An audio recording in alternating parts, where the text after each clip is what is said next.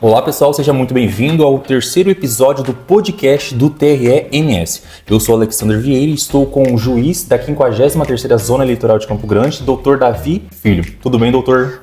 Olá, tudo bem, graças a Deus. Hoje nós vamos falar sobre propaganda eleitoral. Você que já nos conhece, obrigado por estar aqui mais uma vez. Você que está aqui pela primeira vez, seja muito bem-vindo. Vamos lá. Dr. Davi, como a legislação brasileira regulamenta a propaganda eleitoral? Quais são as principais regras que os candidatos devem seguir?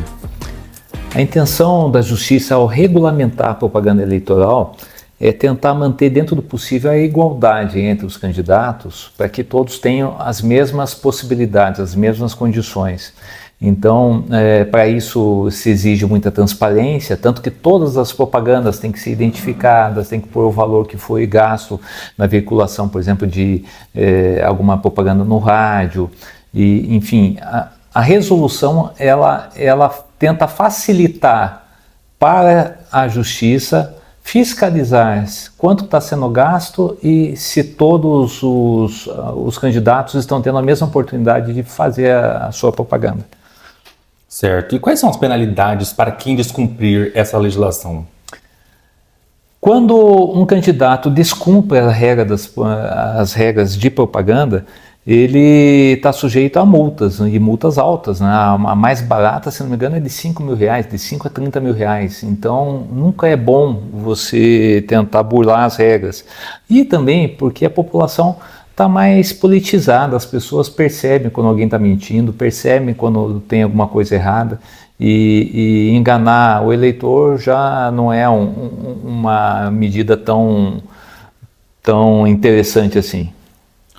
Os candidatos, eles podem fazer uso das redes sociais para levar suas propostas, para levar o seu nome, para levar a sua imagem, para fazer a propaganda propriamente dita. O que eles não podem é fazer propaganda paga nas redes sociais. A única exceção é a propaganda impulsionada, aquele impulsionamento que você tem lá no Facebook, no Instagram. Então, esse aí ele pode. Mas de qualquer forma, o candidato que faz esse tipo de propaganda, ele tem que deixar bem visível o linkzinho ali, para que a pessoa saiba qual é a tiragem, quanto gastou, qual que é o alcance daquela propaganda, de uma forma de atender o critério da transparência. E esse impulsionamento, ele tem um limite de gasto? Até quando pode acontecer esse impulsionamento? O impulsionamento, o candidato ele pode utilizar nas propagandas dele, né, durante o período eleitoral. O limite de gasto está dentro do limite de gasto de cada campanha, que aí entra na parte da contabilidade lá, e confesso que não é o meu foco no momento. Certo. E no rádio e na televisão, existe a possibilidade de propaganda paga? Não é permitido propaganda paga na rádio e na televisão, né? Você pode fazer uma propaganda paga na imprensa escrita, que por sinal nós já não temos tantos veículos como tínhamos no passado. E os jornais que estão na imprensa escrita, eles podem ser replicados nas mídias eletrônicas, né? No entanto, por exemplo, aqueles santinhos que a gente vê em jornais, se não me engano, são 10 santinhos por candidato por veículo de imprensa.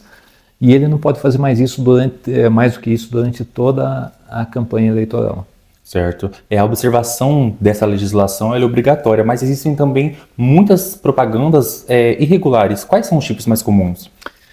O que mais preocupa, né, é o uso da inteligência artificial para sabotar a imagem de alguém. Então, propagandas negativas, elas não podem ser impulsionadas nem pelos candidatos. Ah, mas eu posso fazer uma propaganda negativa?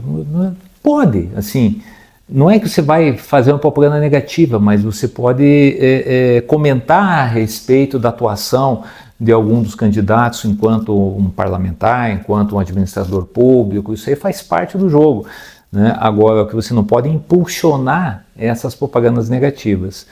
E a preocupação maior, como eu disse, é com o uso da inteligência artificial para inventar uma situação totalmente fantasiosa. A inteligência artificial ela abriu possibilidades inimagináveis. Você pode pegar uma pessoa que faleceu e botar ela para fazer propaganda para você. Imagina ter, sei lá, o Pelé, Dom Pedro II falando sobre um candidato. né? Isso aí é proibido, infelizmente, não pode fazer isso, né? Agora, as pessoas podem utilizar essa inteligência artificial para criar uma situação constrangedora para o candidato que jamais existiu.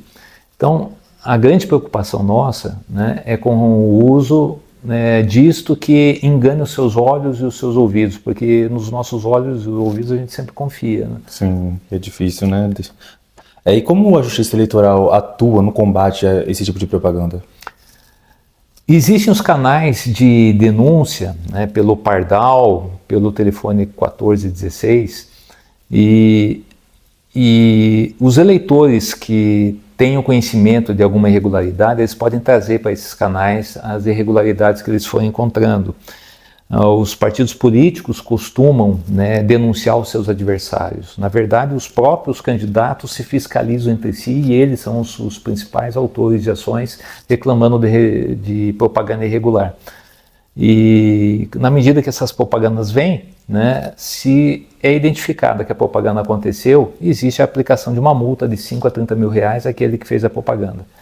Só que existe também um cuidado, né, com o direito da livre expressão.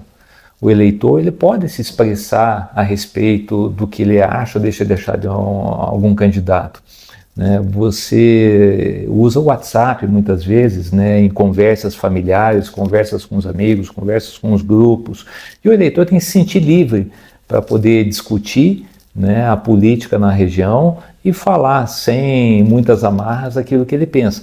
Evidentemente que se você xinga a esposa do candidato, se você xinga o marido do candidato, se você ofende a mãe de alguém, você vai acabar respondendo pelas ofensas que você cometeu. Mas o eleitor, ele tem que ter aquela liberdade de debater a política, porque é isso que faz com que a política seja vigorosa, com que a democracia seja vigorosa, seja bonita e a gente consiga escolher a melhor pessoa para a nossa cidade. Certo, e debater de uma maneira respeitosa, respeitando o espaço e a opinião alheia, né? Perfeitamente, o respeito sempre é a melhor opção. Agora, a gente estava falando sobre a propaganda no rádio, na televisão. Muitas vezes a gente vê um partido talvez aparecendo mais do que o outro. Como que funciona essa distribuição de tempo para cada partido? O horário gratuito no rádio e na televisão, ele é sorteado, né, entre os candidatos, partidos, coligações, federações. O que define o tempo que cada um vai ter nesse espaço de mídia é a representatividade daquele partido, né, no Congresso Nacional. Então, a depender da quantidade de deputados que cada partido tenha, o tempo vai ser maior ou menor. Havendo coligações ou federações, você soma aqueles partidos que se juntaram, né, para saber qual é o tempo que cada um vai ter. Por isso que alguns candidatos têm um tempo maior, outros têm um tempo menor. E com relação aos candidatos a vereador, a gente percebe que dentro do mesmo partido a distribuição tem que ser igualitária, não pode ter diferenciação entre os candidatos a vereador dentro do mesmo partido, coligação, federação. Certo. Doutor, a gente falando sobre veículos de comunicação também, nós sabemos que eles detêm credibilidade muitas vezes nas informações que eles passam, muitas vezes as conhecidas agências de checagem também, né, são responsáveis por filtrar aquele tipo de informação, verificar se aquilo é fake news, se aquilo é correto ou não. Como a desinformação e as fake news são tratadas no contexto da propaganda eleitoral? Então, é visto com muita desgostar a existência dessas fake news, dessas notícias falsas, da desinformação, porque afinal de contas o eleitor ele precisa ser corretamente informado. Normalmente os veículos de imprensa já solidificados, sedimentados, são veículos em que você pode confiar, né? De regra, a gente acaba confiando naquilo que esses grandes órgãos de imprensa publicam, porque são feitos por profissionais. Agora, é sempre bom que o eleitor tente ter um olhar crítico sobre tudo, né? Confiando, mas desconfiando, principalmente das mensagens apócrifas, das mensagens que vêm de quem você não conhece, daquele spam que chega sem você pedir no teu celular e você não sabe quem mandou. ou daquele videozinho que alguém fez a respeito de algum candidato, mas que não tem uma assinatura, você não sabe quem fez. Porque se a pessoa se esconde e não assina, né, a mídia que ele compartilhou com você, é porque muito provavelmente aquela mídia não corresponde 100% da verdade. Pode ter alguma distorção ali. Maravilha. Doutor, para encerrar, qual mensagem o senhor deixa para os partidos, para os candidatos e também para o eleitor nesse período de campanha eleitoral, propaganda eleitoral? Isso é muito importante, isso tem impacto também no resultado das eleições e também, consequentemente, no futuro do nosso país. Bom, aos candidatos, partidos, coligações, federações, eu gostaria apenas de sugerir e de pedir, né, que respeitem as regras, né, que façam uma disputa limpa, que não inventem, né, histórias negativas do adversário, mas tente, isso sim, né, inventar uma solução para os problemas que a nossa cidade sofre no dia de hoje, o nosso país precisa ver solucionado.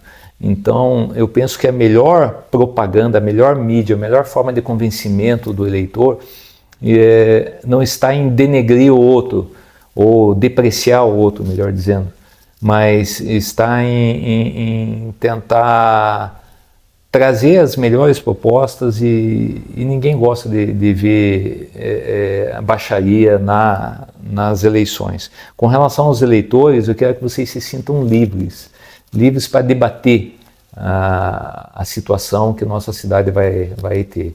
Eu sempre falo que nas eleições o eleitor é o patrão, você é o patrão, você vai escolher a pessoa que vai trabalhar. Então, se você vai escolher, imagina uma entrevista de emprego, como que funciona. Você tem que conversar com aquela pessoa, você tem que verificar o candidato àquela vaga de emprego, quais são as qualidades dele, se ele é capaz de fazer o melhor, porque afinal de contas, aquela pessoa que nós escolhemos nessas eleições para pôr no cargo de prefeito, de vereadores no nosso município, elas vão impactar na qualidade da saúde, isso vai impactar na qualidade da educação, do transporte público, da condição das ruas, das praças, enfim, tudo, né? Então é importante que a gente escolha, né, com consciência e com bastante iluminação. Tá ótimo. Doutor Davi, mais uma vez, muito obrigado pelo seu tempo despendido aqui no podcast do TRE. Imagina, eu que agradeço essa oportunidade de poder compartilhar um pouco daquilo que eu vejo, que eu penso com as pessoas. Muito obrigado a vocês. E vocês que estiveram conosco, até a próxima.